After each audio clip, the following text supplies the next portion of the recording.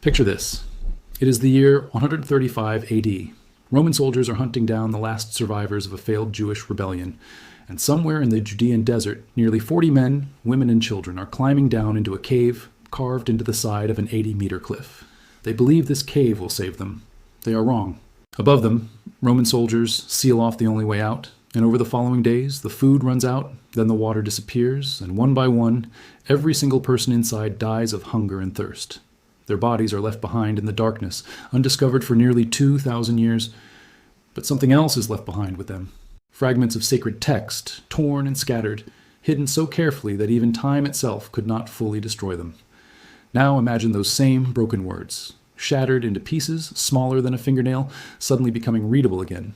Not because a person spent decades piecing them together letter by letter, but because a machine did what no human eye ever could. And imagine that buried inside those reassembled fragments was a passage so disturbing, so violent, that it forces us to ask whether the version of a story we thought we knew was ever the full story at all. This is not a hypothetical. This is happening right now, and it is forcing historians, archaeologists, and religious scholars around the world to reconsider what they thought they understood about one of the most important discoveries in human history. Before we go further, make sure you are subscribed, because what you're about to hear is going to change the way you think about ancient history. In 2021, a team of archaeologists prepared for one of the most dangerous excavations of their careers. Their destination was a place the modern world calls the Cave of Horror, a name earned through tragedy rather than fiction. There was no road leading to it. There was no simple walking path. The only way in was to rappel down an almost 80-meter vertical cliff face using ropes, knowing that a single mistake could be fatal. The mission was led by archaeologist Oren Abelman under the Israel Antiquities Authority, and it marked the first major excavation of the cave in nearly 60 years. Time was not on their side. Officials feared that if they waited any longer, looters would find the cave first and strip it of everything valuable, erasing evidence that could never be replaced. So the team moved quickly, carefully, and under enormous pressure. At first, they expected to find only scattered remains, perhaps a few bone fragments or broken pottery, the kind of modest discoveries that don't change textbooks. But as they dug deeper, they began uncovering tiny pieces of parchment, some barely larger than a fingernail, along with traces of ancient tools and other objects that immediately signaled this cave still had secrets. It became clear that whatever had happened here decades earlier during previous digs, the cave had not given up everything it was hiding. And that discovery would go on to reignite a debate that had been simmering for decades about the true history of the Bible itself. To understand why this cave carries the grim name it does, you have to go back to the Bar Kokhba revolt, a Jewish uprising against Roman rule that began around 132 AD. When the revolt began collapsing under the weight of the Roman military machine, refugees fled into the desert seeking any place to hide. Nearly 40 of them found this cave, believing its remote location and treacherous access would protect them. Roman soldiers had other plans. Rather than risk their own men in a dangerous assault into the cave, they simply stationed guards at the top of the cliff and waited. There was no need to attack. All they had to do was wait for hunger and thirst to do the work for them. Days passed, then weeks. Slowly, the trapped refugees died where they hid, and when archaeologists in the 1950s and 1960s first explored this location under researchers like Yigael Yadin and Yohanan Aharoni, working alongside local Bedouin guides who knew the terrain better than anyone alive, they uncovered the skeletal remains of those who never made it out. That grim discovery is the reason the cave carries its name today, a name born not from ghost stories but from a real and devastating human tragedy. The 2021 excavation uncovered even more than fragments of ancient scrolls. Deeper inside the cave, the team discovered the naturally mummified body of a child, estimated to be around 6,000 years old. The child had been placed in a fetal position, wrapped carefully in cloth, with what appeared to be a small piece of fabric still held in one hand. This was not a hurried burial. Someone had taken the time to prepare this child's body with what can only be described as tenderness, and the cave's extremely dry environment preserved the remains far better than almost any other burial site of comparable age. Nearby, researchers also found a massive woven basket believed to be roughly 9,000 years old, with a capacity of nearly 100 liters, found nearly fully intact. This basket predates pottery entirely, coming from what is known as the pre-pottery Neolithic B period, and many scientists now consider it to be among the oldest surviving baskets ever discovered anywhere on Earth. It represents something profound about early human civilization. The moment people began storing food deliberately, planning ahead, and building the foundations of settled agricultural life, rather than simply surviving day to day. But it was the scroll fragments that captured the attention of the entire archaeological world, because they connected directly to one of the greatest discoveries in modern history, the Dead Sea Scrolls. To understand why these scrolls matter so much, you need to go back to 1947, when a Bedouin shepherd near the caves of Qumran, close to the shores of the Dead Sea, was searching for a lost goat. As the story goes, he tossed a stone into a cave opening and heard something shatter. That sound was a clay jar breaking, and inside those jars were ancient scrolls that had been sealed away for centuries. What followed over the coming years was one of the most significant archaeological recovery efforts ever undertaken, eventually yielding more than 900 manuscripts and tens of thousands of fragments from caves scattered across the region. Scholars have debated for decades exactly who wrote these texts. Many believe they originated with the Essenes, a Jewish sect believed to have lived an ascetic, communal life near Qumran, though that theory remains contested and the debate is far from settled even today.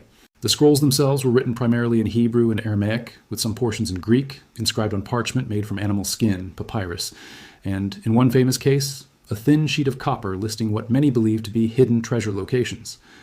Among the most significant finds is a nearly complete copy of the Book of Isaiah, considered one of the oldest surviving copies of any biblical text in existence.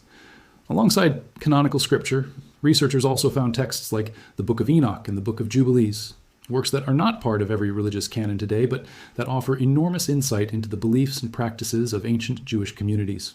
Beyond religious writing, the scrolls also contained community rules, daily life documents, and even apocalyptic visions describing a cosmic struggle between what the texts call the sons of light and the sons of darkness. Taken together, this collection reshaped modern understanding of the roots of both early Judaism and early Christianity. For decades, the challenge scholars faced wasn't finding these fragments. It was putting them back together.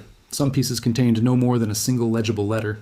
Ink had faded into near invisibility on countless fragments, and traditional paleography, meaning the study of ancient handwriting, relied almost entirely on the trained eye and instinct of human experts working slowly and painstakingly, sometimes spending years on a single manuscript.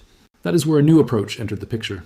Researchers began using high-resolution imaging to capture every fragment in extraordinary detail, then scanning them under infrared and ultraviolet light to reveal ink traces that had become completely invisible under normal lighting conditions. From there, specialized optical character recognition systems, built specifically to interpret ancient Hebrew, Aramaic, and Greek script rather than modern text, began analyzing every stroke and curve. Deep learning models trained on enormous datasets of historical manuscripts could then predict the most probable missing words and damaged sections, a process that also allowed researchers to reconstruct faded ink patterns that would otherwise have been lost forever. Finally, computational systems compared the physical shape, edges, and handwriting style across thousands of separate fragments, allowing pieces that had been separated for 2,000 years to be matched back together based on patterns no human eye could realistically detect across such an enormous volume of material. Researchers from the University of Groningen played a particularly important role in this modern wave of analysis. Mladen Popovic, dean of the Faculty of Religion, Culture, and Society there, has noted that when the Dead Sea Scrolls were first discovered decades ago, they fundamentally changed how the world understood ancient Judaism and early Christianity. Now, with the help of advanced computational analysis, researchers are studying that same material with a level of precision that simply wasn't possible before. It's important to understand what this technology is actually doing and what it isn't. It is not replacing scholars. It is not making decisions or drawing conclusions on its own.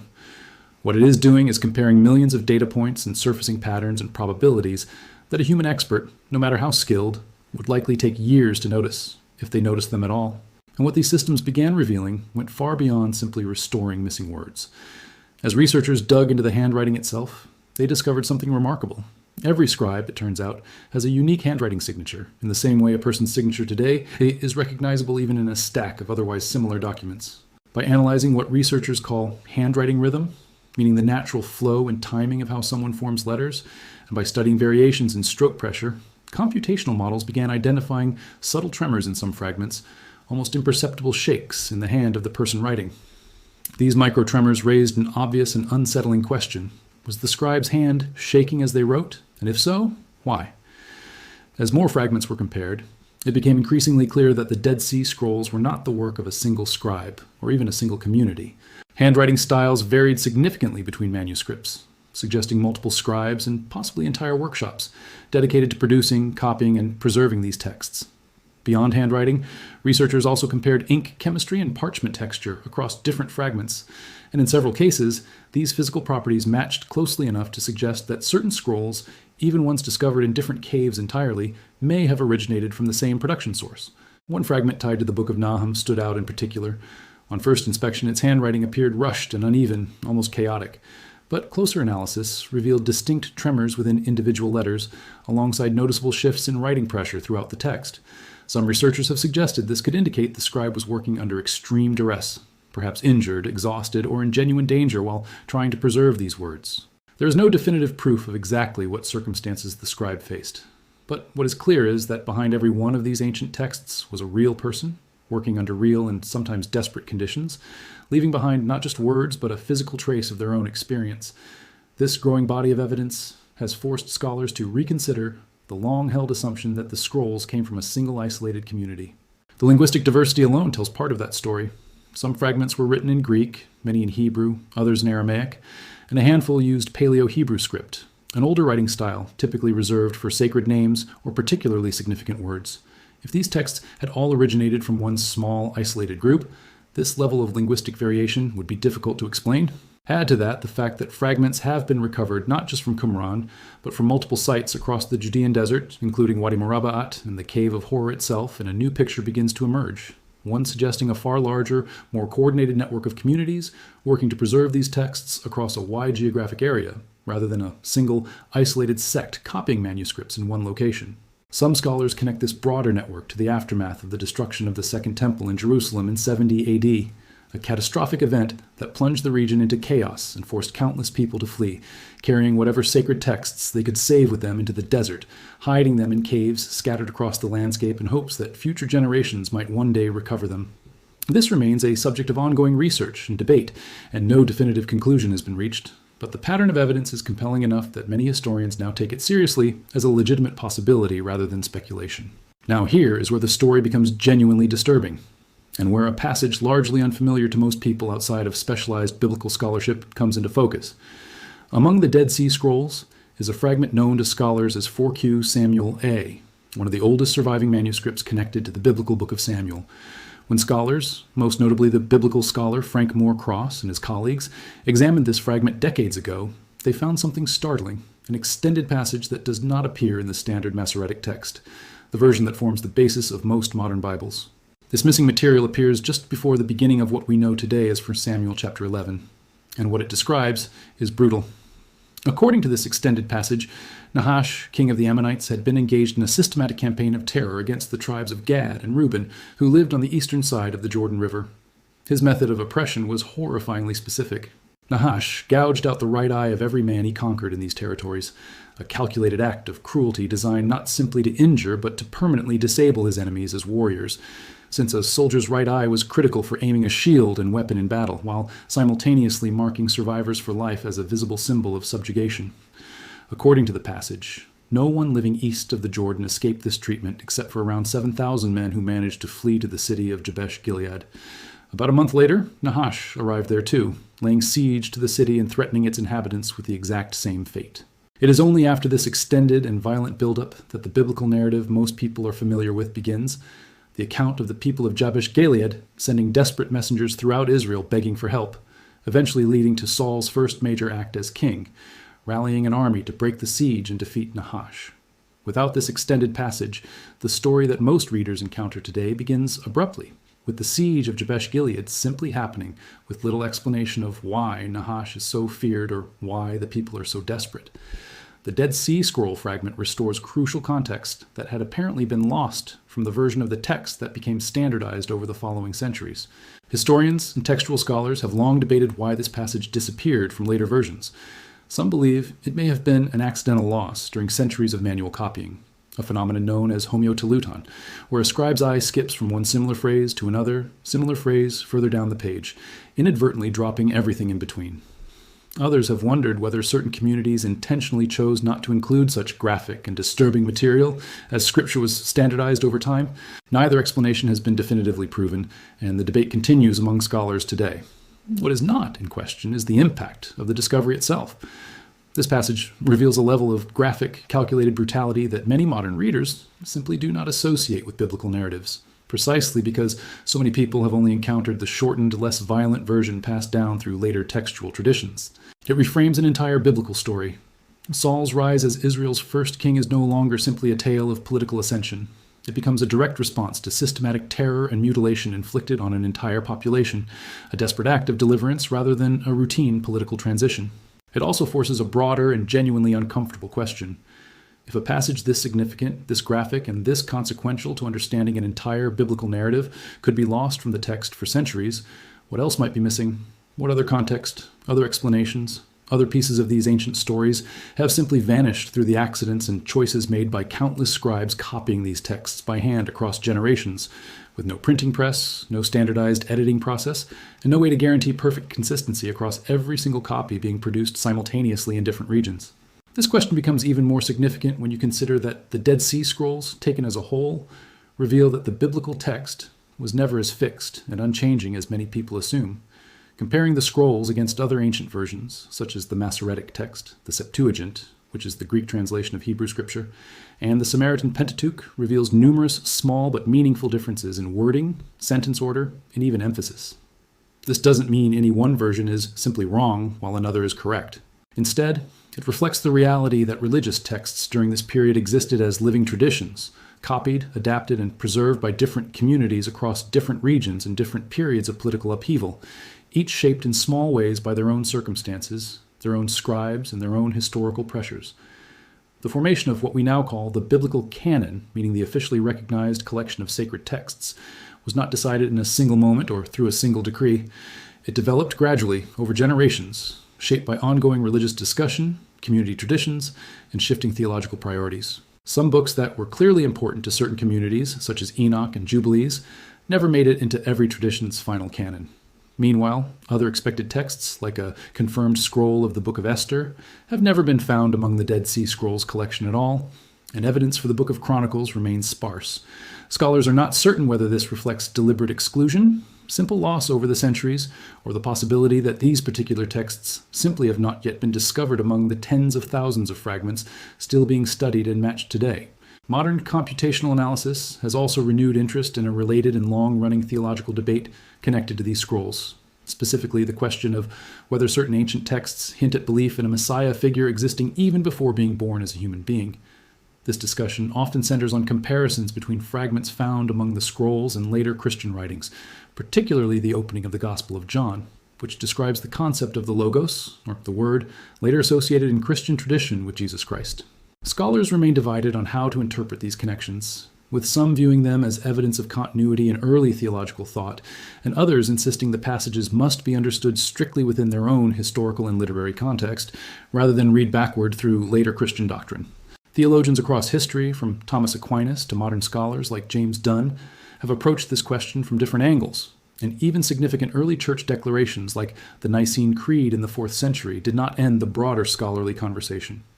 That conversation continues today, informed but not resolved by these ancient fragments.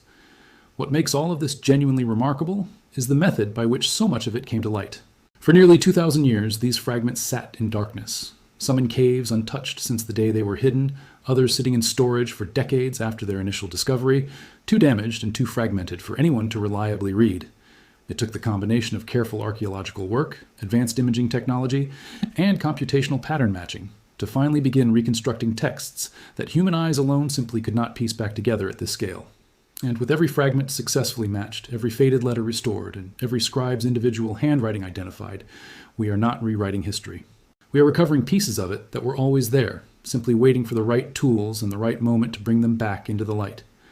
The story of the Cave of Horror and the broader Dead Sea Scrolls collection is ultimately a story about survival under unimaginable pressure, both the physical survival of the refugees who died there nearly 2,000 years ago, and the survival of their words, hidden away with the same desperate hope that somehow, someday, they would be found and understood. The mummified child, the ancient basket, the scattered scroll fragments bearing the tremors of scribes working under duress, and the disturbing missing passage describing Nahash's brutal campaign against the Gadites and Reubenites all point to the same underlying truth. Ancient history was not sanitized. It was raw, violent, desperate, and deeply human.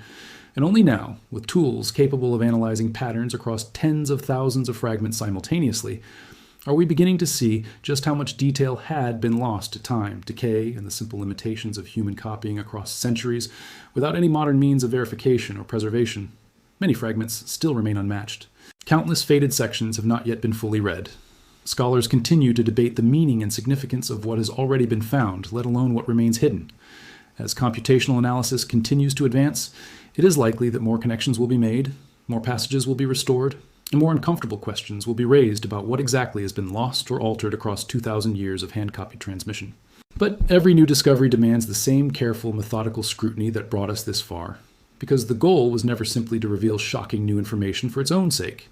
It is to understand, as accurately and honestly as possible, how these ancient communities lived, what they endured, and what they were so desperate to protect that they were willing to hide these words in the most inaccessible, dangerous places they could find, trusting that somehow, across 2,000 years of silence, someone would eventually listen.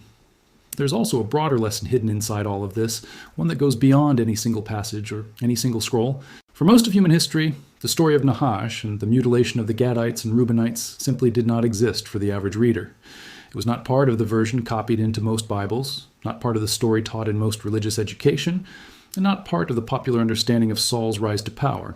It survived us only because a handful of scribes, working somewhere in the Judean desert roughly 2,000 years ago, chose to preserve it in a version of the text that eventually ended up sealed inside a clay jar or hidden inside a cave, waiting in total darkness until the 20th century, and in some cases, until the 21st.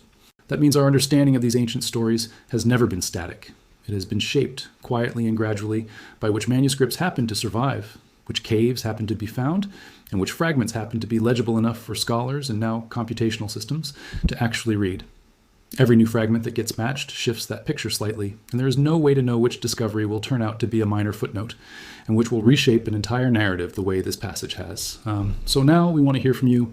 If more fragments like this continue to be reconstructed in the coming years, revealing passages as disturbing and consequential as the story of Nahash and the siege of Jabesh Gilead, do you think it could fundamentally change how we understand these ancient religious texts? Or do you think these discoveries simply deepen our understanding of stories we already thought we knew?